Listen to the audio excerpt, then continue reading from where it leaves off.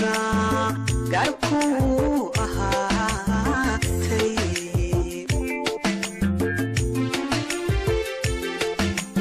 dhibta dhibta anoo kula wadaaga dhaliishayo eedahaaga deftuna gaarkuu ahaatay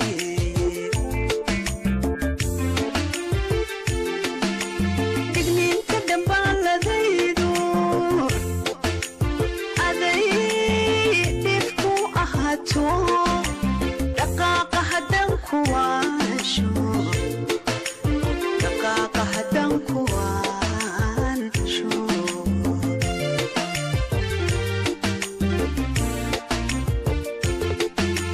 digniinta dambaaladaydu